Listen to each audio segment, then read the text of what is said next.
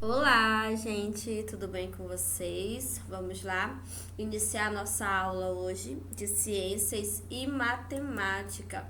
Sejam bem-vindos, ok? E para iniciarmos, eu preciso que vocês peguem o livro de vocês de Ciências na página 84. E o nosso assunto de hoje é sobre os dinossauros, isso mesmo. Então, gente, os dinossauros, eles são répteis que dominavam a Terra há milhões de anos, antes do surgimento dos seres humanos, tá? Ó, eles compunham um grupo muito variado de animais. Por exemplo, eles poderiam ser herbívoros, carnívoros, né? Herbívoros e carnívoros. Ou carnívoros, né? Carnívoros, ó, já vem da palavra carne, come carne. E herbívoros já vem da palavra aí já vem de comer plantas. Eles poderiam atingir cerca de 25 metros ou ser também tão pequenos como os camundongos, como um camundongo, né? Então, como vocês podem verificar, os animais, os dinossauros, eles existiram há milhões de anos, né? Já são extintos também há milhões de anos.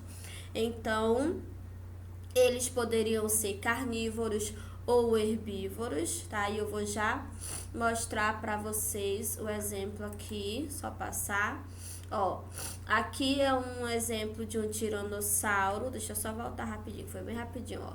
Herbívoro, e o nome dele era Triceratops. Ele era um animal herbívoro. E aqui nós temos o exemplo do Brachiosauro, que era também um animal, um dinossauro herbívoro. São aí dois exemplos de animais herbívoros, tá? Todos dois eram herbívoros, tanto esqueci o nome, gente.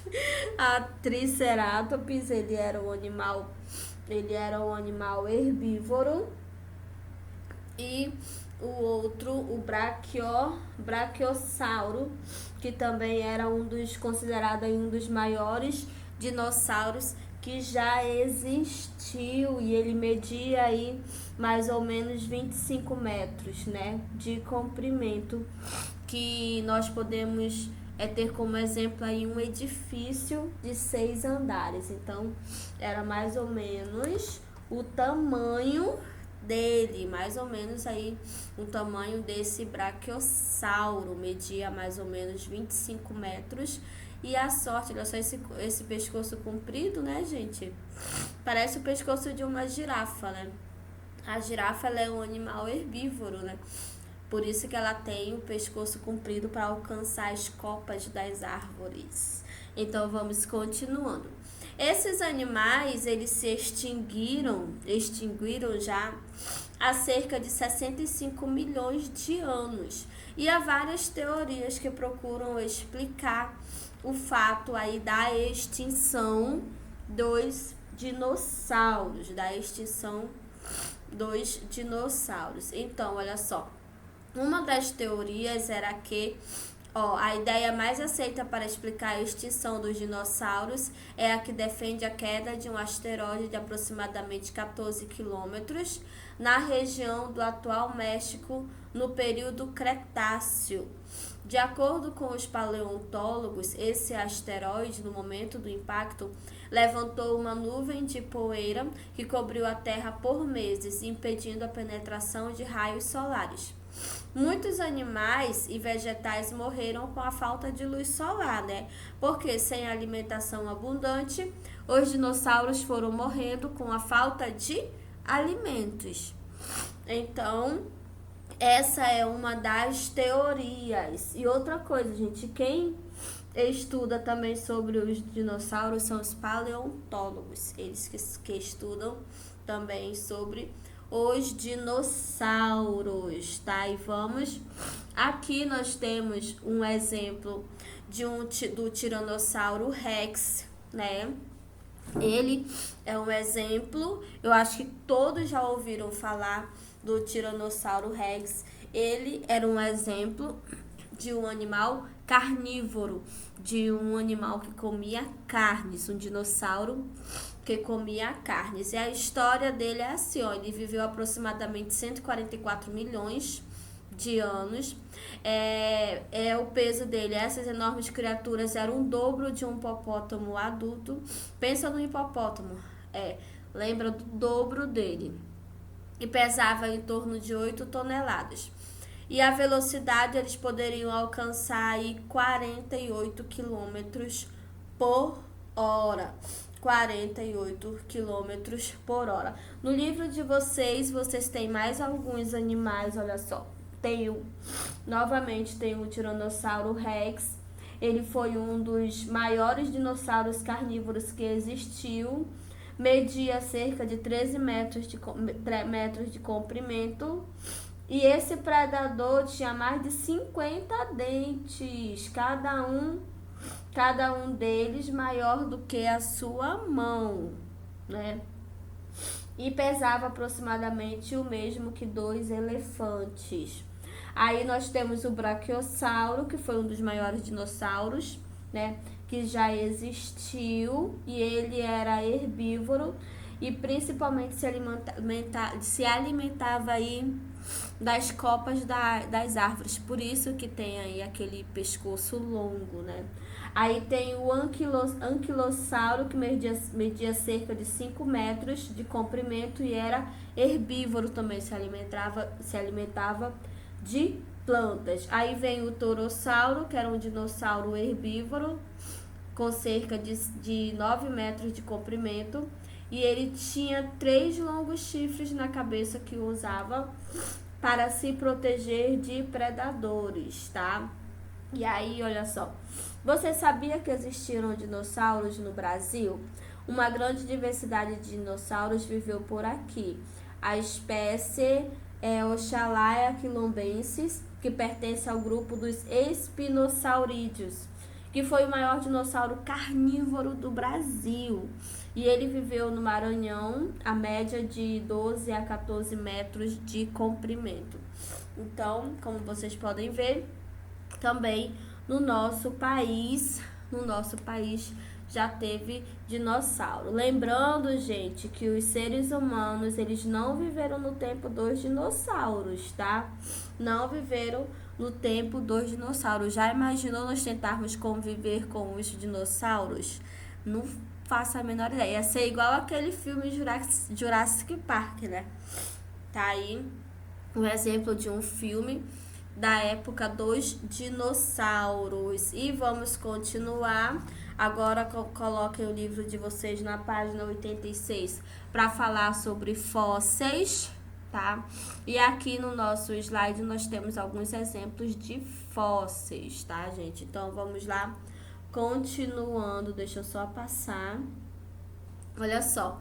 As rochas, elas podem ter muita história, tá? Seu estudo fornece informações sobre a vida na Terra em eras geológicas passadas. Em eras geológicas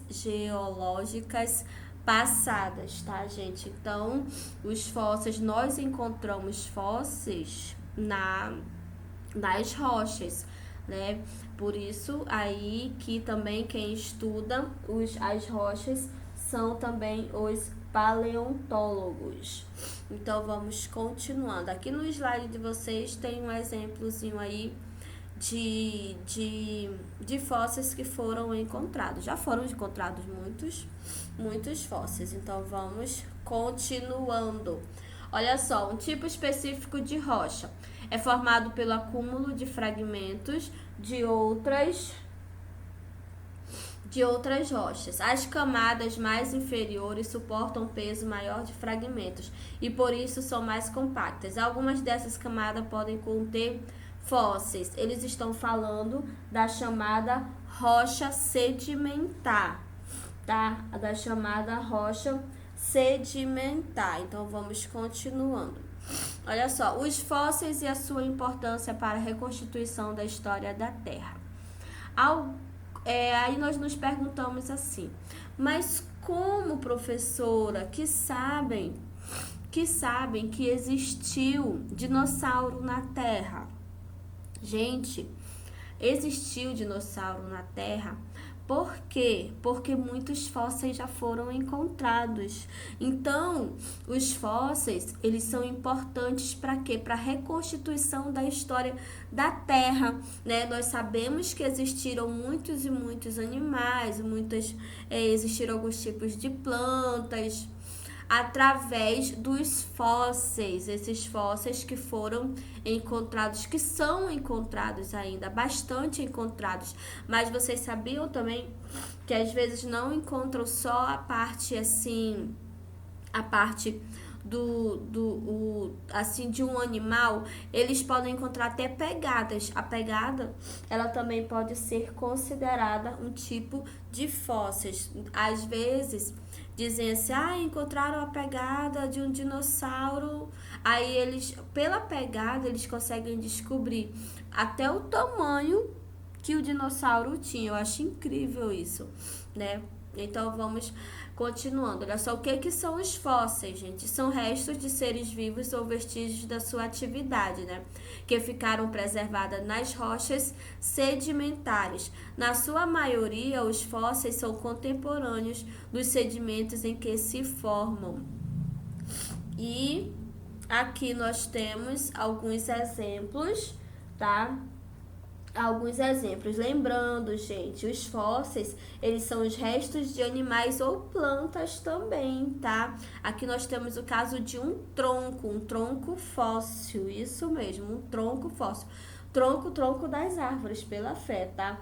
Então, nós podemos lembrar, que os fósseis, eles são restos de animais ou de plantas conservados em rochas sedimentares por milhares ou milhões aí de anos. E os cientistas, gente, eles estudam os fósseis para ter mais informações sobre os seres vivos que habitavam a Terra em eras passadas. Então, é importante estudarem os fósseis para quê?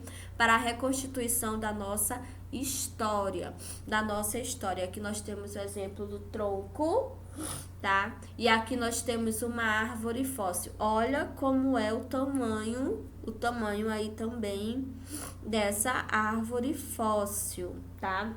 Então, gente, como é que acontece aí a fossilização? Quando o animal ele morre, o organismo já começa a se decompor, né? Você sabe que quando nós morremos, quando uma planta morre, nós nos decompomos, né? Nós dissolvemos. Então, para que ocorra essa fossilização aí, esse organismo ele precisa ser rapidamente coberto por sedimentos, que vai evitar a decomposição, né? Não vai evitar se dissolver. Por isso, vocês lembram das múmias? As múmias, eles protegiam justamente o corpo para evitar a decomposição dos cadáveres. Por isso que hoje em dia encontram-se aí muitas múmias. Aí, com o passar dos anos, essas novas camadas de sedimento são adicionadas, enterrando as camadas mais antigas. E quando ocorre alguma erosão, por exemplo, se eu preciso fazer alguma construção, digamos, vou lá para o lado do Nordeste, né? Se eu preciso fazer alguma construção em uma área e começa a escavar, é possível encontrar os fósseis dessa forma. Alguns fósseis dessa forma. Por quê? Se nós cavarmos, nós conseguimos encontrar. Lógico, não é em todo lugar, né? Não vai ter fóssil aí espalhado por todos os lugares. Vamos ter um exemplo assim. Um cemitério, né? Aí passa milhões e milhões de anos. Aquele cemitério, com certeza, ele nem vai mais existir.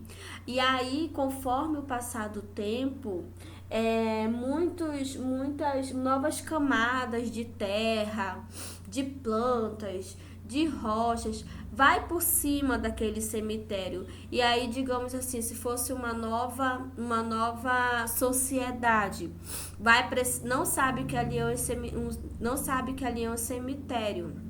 né? Porque o cemitério mesmo já desapareceu. Aí, se eles forem construir alguma coisa onde é um cemitério, embaixo eles irão encontrar o quê? Os restos dos ossos, né? Então, aí eles vão chamar também de fósseis. Vai ser uma prova de que nós existimos, tá? Aqui, olha só, nós temos, ó, um exemplo de moluscos marinhos que viveram entre 350 e 65 milhões de anos. Isso aqui são exemplos de fósseis que foram encontrados, tá?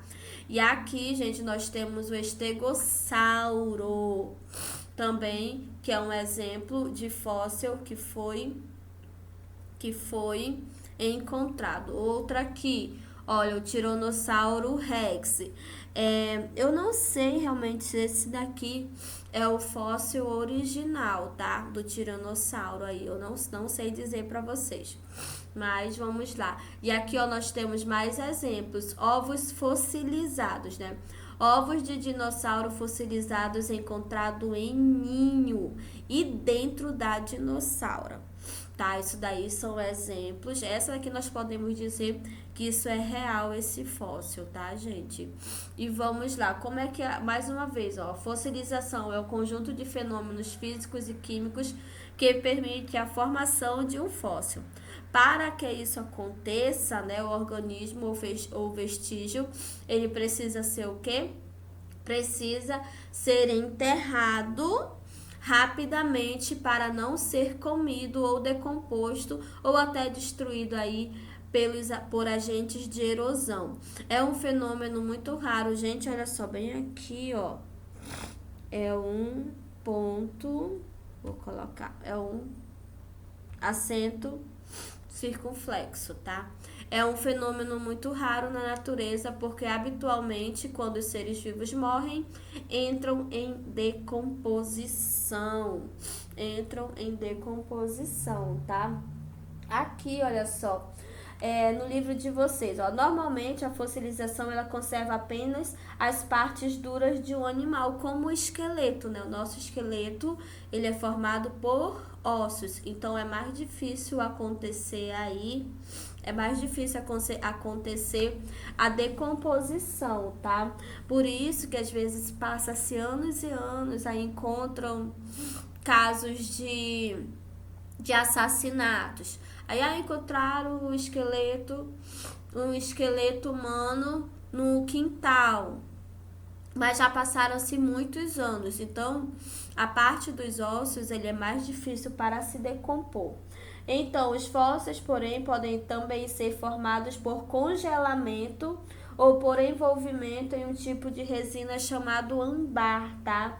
Ambos os processos conservam os organismos. Muitas vezes intactos, vestígios muito antigos deixados por seres vivos, como pegadas, também são consideradas fósseis. Aí nós temos o fóssil de um réptil antigo no livro de vocês e o mosquito pré-histórico conservado em âmbar, tá? Eu falei âmbar, não é âmbar não, tá? É âmbar. Então, aí também essa resina que pode proteger o inseto é chamado de âmbar e pode também se formar um fóssil dali. E a pegada, como eu falei para vocês, né? Então, gente, vocês irão responder a página 87, tá? Primeira questão irão completar. A segunda questão cite 5 minerais que podem ser extraídos do subsolo. E cite, na terceira questão, cite o nome de 3 pedras preciosas.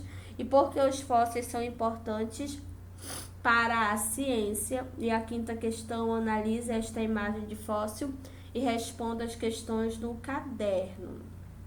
Aí vocês irão verificar. E vocês também irão fazer uma pequena pesquisa no caderno de vocês sobre a teoria da extinção dos dinossauros. Não vale copiar aqui do slide, né? Vai lá no Google, a extinção dos dinossauros, faz uma pequena pesquisa aí, uma lauda mais ou menos, umas 15, 20 linhas, tá? E aí vocês respondam essa questão e façam a pesquisa no caderno e vamos seguindo agora com a nossa aula de matemática na página 131. Gente, olha só, nós estamos falando sobre as frações, tá? Sobre as frações. Então, nós hoje, o nosso assunto é sobre os números mistos, mas eu ainda vou fazer uma revisãozinha aqui rapidinho sobre os termos da fração, sobre as frações, tá? A fração, gente, olha só, é quando eu tenho um inteiro, uma parte inteira, e nessa parte ela está dividida em partes iguais, mas nós consumimos apenas uma parte, duas partes, alguma parte, entendeu? Não importa a quantidade, tá? Então, aqui, o número de cima é chamado de numerador, tá? Que são as partes iguais que nós usamos. Aqui, por exemplo, foi usada uma parte, aqui foi usada duas partes. Então, as partes que nós usamos, se fosse uma pizza, quantas fatias nós teríamos comido? Nós teríamos comido nessa primeira? Somente uma fatia. Na segunda pizza, duas fatias, entendeu? E o denominador, tá? É a quantidade que esse meu todo foi dividido em partes iguais. Então, quantas partes aqui? 4 partes. Aqui, 8 partes, tá? E assim sucessivamente. Não podemos esquecer sobre isso. E aí, hoje nós iremos aprender sobre o que são aí os números mistos, né? O que é o número misto? Então, toda fração imprópria, gente, toda fração imprópria é aquela que é maior que a unidade, né? A fração imprópria é quando o meu numerador é maior do que o meu denominador, né? Se vocês olharem aqui, ó, meu numerador é maior do que o meu denominador, né? Que não seja aparente, ele pode ser transformada em uma parte inteira e uma parte fracionada. Então, gente, o número misto é o número formado por uma parte inteira e uma parte fracionada. Aqui no exemplo de vocês, nós temos esta parte e esta parte aqui. Nós temos 3 partes, tá vendo? Ó? 1, 2, 3. Nós temos aqui 3 partes. Mas aqui foi consumido... Ai, meu Deus do céu, coisa feia. Aqui foi consumido as 3 partes e aqui também foi consumido as 3 partes. Não é isso? Então, nós temos 2 inteiros, tá vendo, ó? Aqui não tá todo pintado, todo colorido, e aqui também tá todo colorido, mas aqui não, bebê. Aqui, ó, só está colorido somente uma parte. Então, é disso que nós estamos falando. O número misto é quando ele é formado por uma parte inteira, tá? Aqui no caso teremos 2 partes inteiras e uma parte fracionada. Essa aqui, gente, ó, deixa eu só... Essa aqui é a minha parte fracionada, ó, Gente, saiu saiu um C, um R aqui, ó,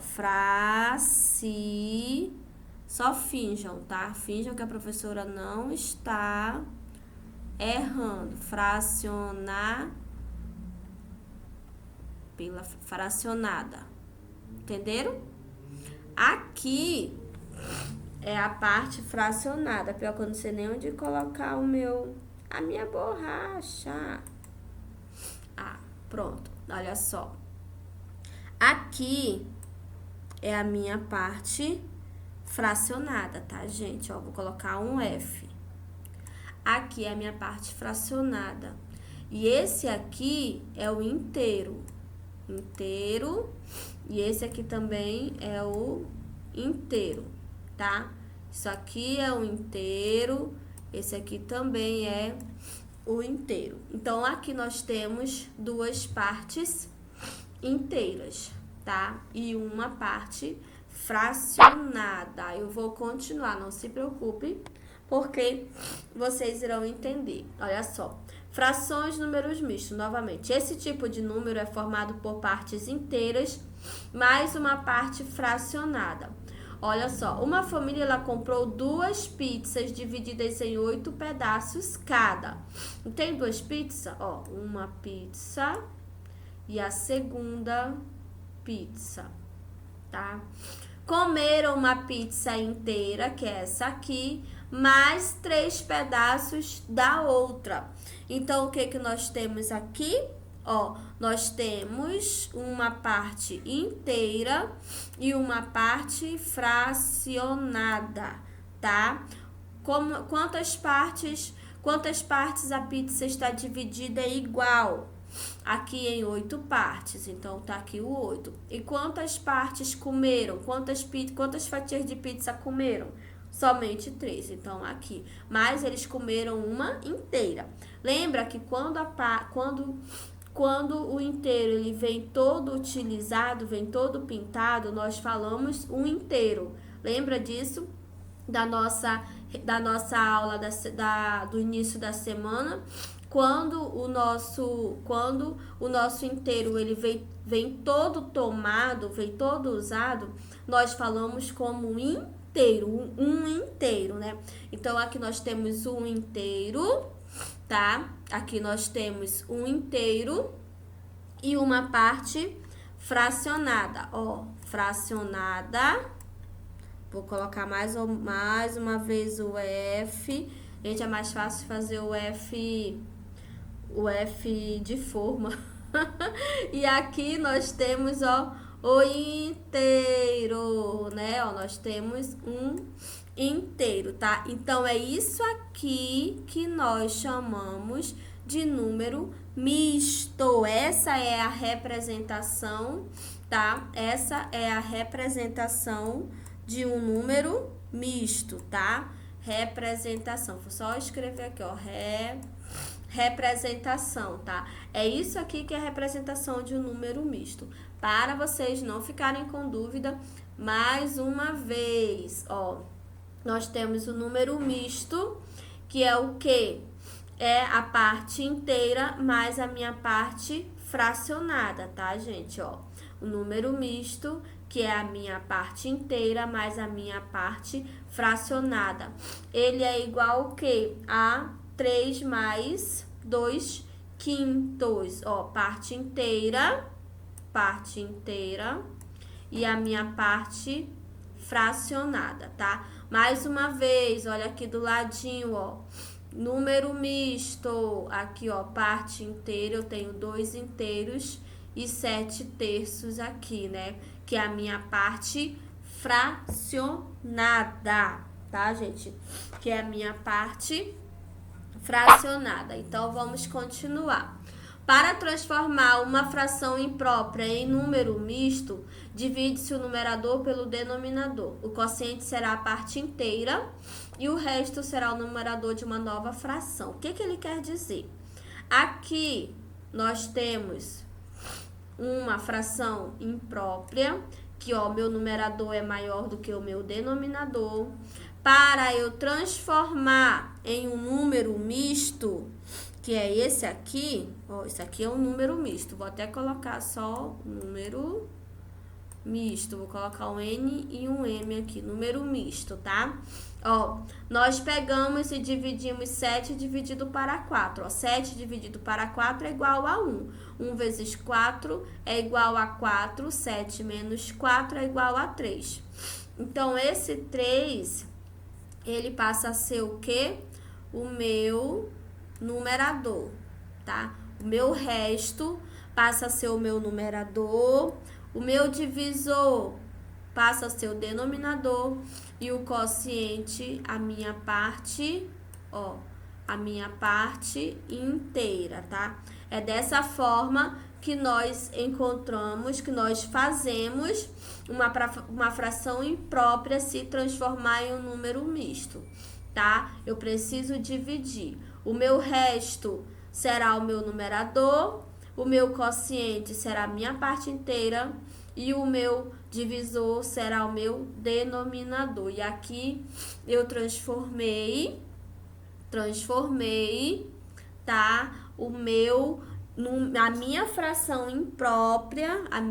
imprópria, para o número misto, Aqui já é transformar a fração mista em fração imprópria, é diferente daquele, tá?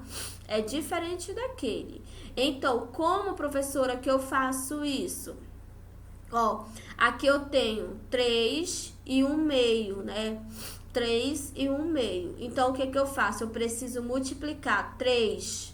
Primeiramente, eu multiplico 3 vezes 2. Encontrei o resultado e adiciono com o meu numerador, tá? Vou adicionar com o meu numerador. E aqui eu tenho, ó, 3 vezes 2, 6. 6 mais 1, 7. E eu vou continuar com o meu denominador, tá? O denominador, ele vai permanecer o mesmo. O que que eu faço, professor? Ó, transformar a fração mista em fração imprópria. Eu pego o meu inteiro, multiplico pelo meu denominador e adiciono com o meu numerador, tá? Então, eu vou repetir o meu denominador. O que que eles fizeram? Olha só. Converteu o número misto em fração imprópria, tá? É a mesma coisa daqui de cima, só que aqui é mais detalhado, ó. Multiplicamos o inteiro, tá aqui o meu inteiro, tá? Ó, multiplicamos 3 vezes pelo denominador. Olha aqui o meu denominador, tá? Olha aqui o denominador. E adicionamos e somamos com o numerador. E mantemos o mesmo denominador. Então, o que acontece, ó?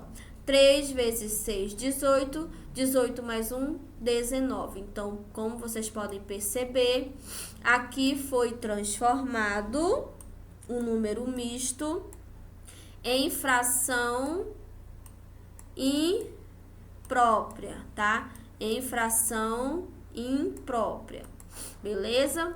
Então, mais uma vez, aqui eu estou transformando uma fração mista em fração imprópria.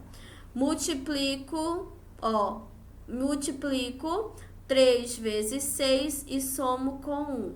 3 vezes 6 mais 1 e vou repetir o meu denominador, tá? Gente, olha só, quando nós voltarmos, nós iremos fazer toda essa revisão, tá? Iremos fazer uma revisão para a gente aprofundar mais esse assunto, porque eu sei que fração não é uma coisa assim tão fácil, mas não se preocupem que nós iremos estudar. Quando vocês voltarem, eu vou fazer umas aulas ainda com fração com vocês pessoalmente. Aqui eu voltei o slide, porque para mostrar para vocês que aqui é a fração imprópria, transformando para o número misto, tá? Ó, fração imprópria que eu transformei para o número misto. E aqui é a fração mista transformando em fração imprópria, convertendo aí para a fração imprópria, tá? E vocês irão responder a página 132 e 133, tá, gente? Irão responder a página 132 e 133. E aqui, olha só, a primeira questão vocês irão completar. A segunda questão, complete o quadro com números mistos e frações impróprias, onde ele já deu o número misto, 19, 2/3, né? Lembrando, aí vai transformar para fração imprópria. Você vai lá e faz a fração imprópria.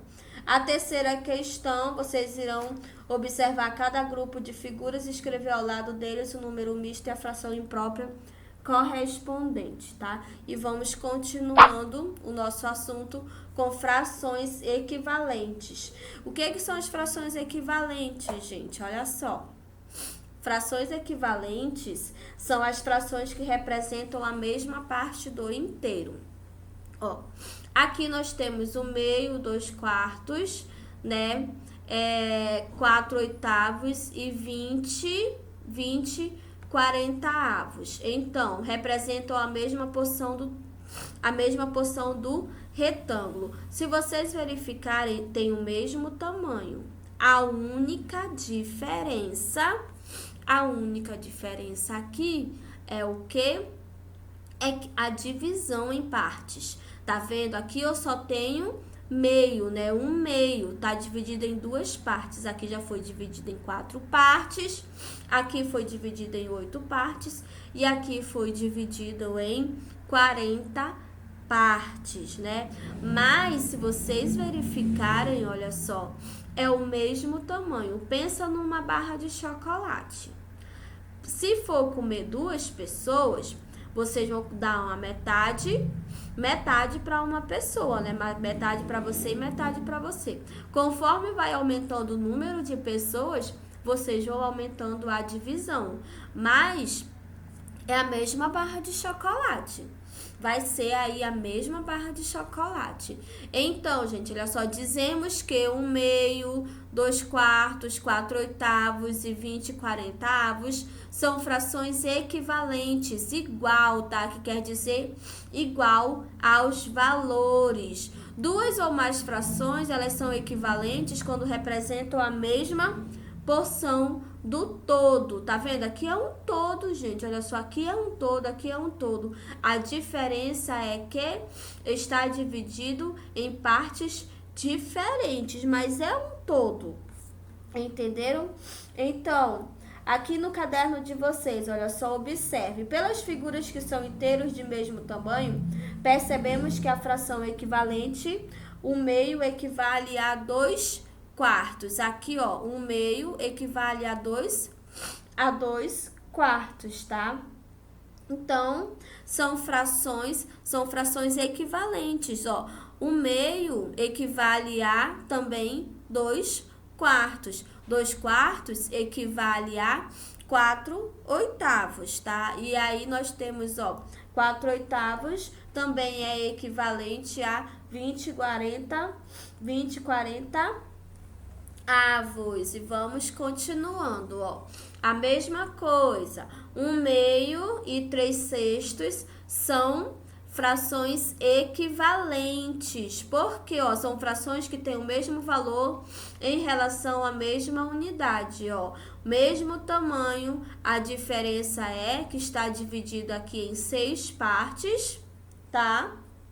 E aqui não, aqui só tá dividido em 2 partes. Aqui, gente, olha só, é para descobrir quanto é essa parte fracionada, né? 240, 4/8 de 240 é igual a 120. E 12/24 de 240 é igual a 120. Isso daqui eu já ensinei para vocês como descobrir. Vamos continuando o nosso assunto. Pera lá, rapidinho. E vamos continuando o nosso assunto, ó. Para encontrar frações equivalentes, devemos multiplicar o numerador e o denominador por um mesmo número natural diferente de 0. Quando eu quero descobrir se uma fração é equivalente a outra, eu posso multiplicar, tá? Multiplicar o mesmo número, tá bom? Por um mesmo número natural que não pode ser 0, tá? Então, aqui, ó, multiplicou 1 vezes 2 é 2, 2 vezes 2, 4. Aqui pode ser por 3, pode ser por 4, pode ser por 5. Então, tudo isso aqui, ó, são frações equivalentes, né? Frações equivalentes. Quando nós queremos encontrar uma fração equivalente, nós multiplicamos o numerador e o denominador por o mesmo número, tá? Eu não posso multiplicar aqui por 2 e aqui por 3, não posso, tá? Aqui, ó, tem que ser por 2 e ao mesmo tempo aqui embaixo também. Não poderia ser aqui 3 e aqui 2, ou aqui 3 e aqui 2, não poderia ser dessa forma não, tá? Então, lembrando, precisa ser pelo mesmo número, tá?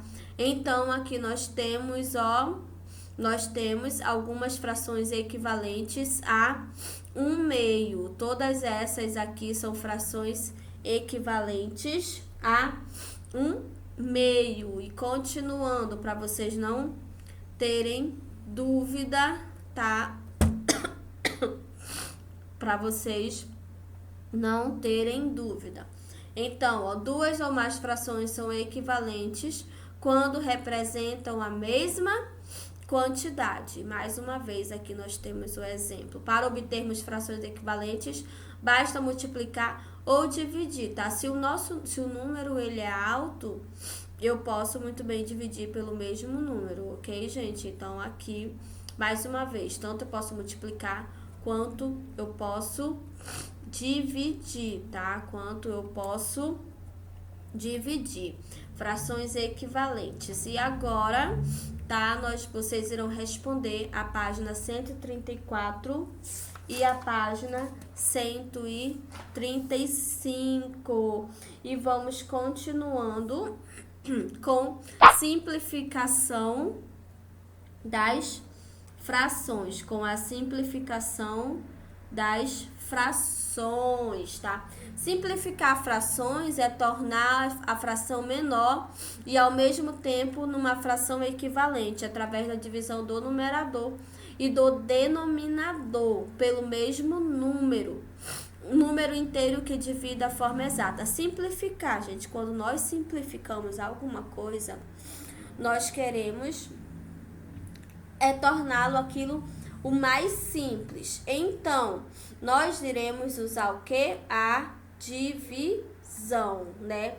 Mais uma vez, lembrando que eu preciso encontrar um número comum entre eles dois e vou dividir os dois, tanto o numerador quanto o meu denominador pelo mesmo número. Se eu quero simplificar 6/9, né? Eu vou encontrar o número comum entre eles dois. Qual é? O 3. Ó, 6 dividido para 3, 2. 9 dividido para 3 é igual a 3. 9 dividido para 3 é igual a 3, tá? Então, aqui eu simplifiquei, foi simplificado essa fração, ok? Aqui tem mais um exemplo, ó. 2 dozeavos. Aí nós temos, ó, o número comum entre eles, que é o 2, número comum, 2 dividido para 2 igual a 1. E 12 dividido para 2 é igual a 6. Mais outro exemplo aqui embaixo. Aqui embaixo, ó. Aqui nós temos 4 oitavos dividido para 2, 2 quartos, tá? E aqui nós ainda podemos simplificar ainda esse 2 quartos. Ó, 2 dividido para 2 é igual a 1 e 4 dividido para 2 é igual a 2. É igual a 2. Até nós tornarmos aquela fração irredutível, tá? Aqui, ó, é a simplificação da fração 16/24 avos, tá? Foi simplificando, simplificando até torná-la irredutível, tá? O que é irredutível, gente?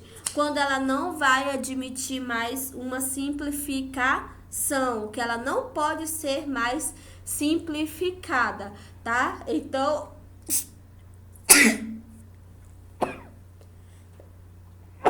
desculpa.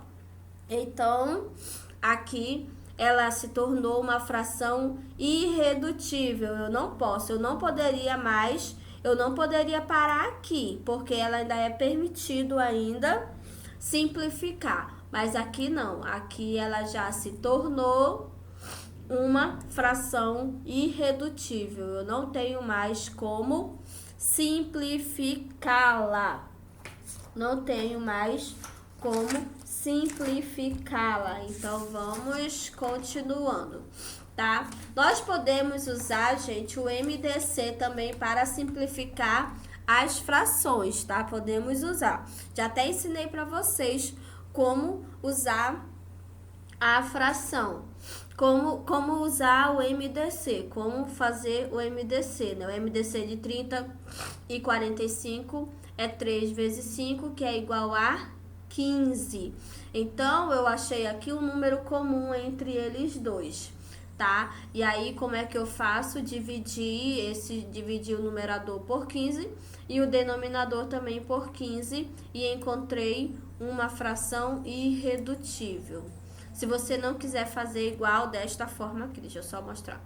Ó, se não quiser fazer igual dessa forma, ó, divide, até encontrar irredutível, vocês poderiam muito bem tirar o MDC, vou só escrever aqui, MDC, tá? O MDC de 16 e 24, tá? Poderia encontrar o MDC de 16 e 24 que vocês encontrariam aqui, 2/3 também, com certeza vocês encontrariam, tá? Então, foi isso que eles fizeram aqui na forma, ó, de simplificar a fração a seguir usando o MDC. E também desta outra forma, lembra que eu até ensinei para vocês como tirar o MDC desta outra forma? Aqui nós temos, ó, vamos simplificar a fração 84 avos, ó, vou colocar 84 para dividir 48, que é igual a 1, e aí eu tenho o resto 36. Depois eu passo 36 para cá e vou dividir agora 48 dividido para 36, que é igual a 1, e o resto dele é 12, e para finalizar, né, 36 dividido para 12 é igual a 3, e aí nós temos o resto 0, né? O resto vai ser 0. Então, esse aqui, ó, vai ser o MDC, tá? Vai ser o MDC. Então, como é que ele vai ficar? Ó, logo 38 e 84, o MDC de 38 e 84 é igual a 12. E aí, nós temos aqui, ó, 48 dividido para 12 é igual a 4, e 84 dividido para 12 é igual a 7, tá? E aqui, ó, ela já encontramos uma fração irredutível, tá? Irredutível, não tenho mais como simplificá-la, ok?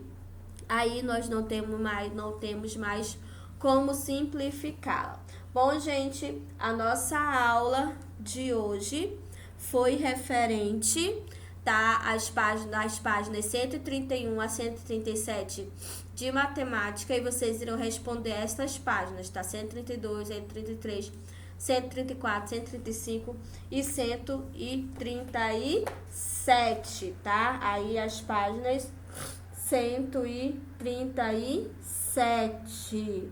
E aí vocês irão fazer essas atividades, tá, gente? Então, vamos lá encerrar nossa aula de hoje. Beijos, fiquem com Deus e se cuidem.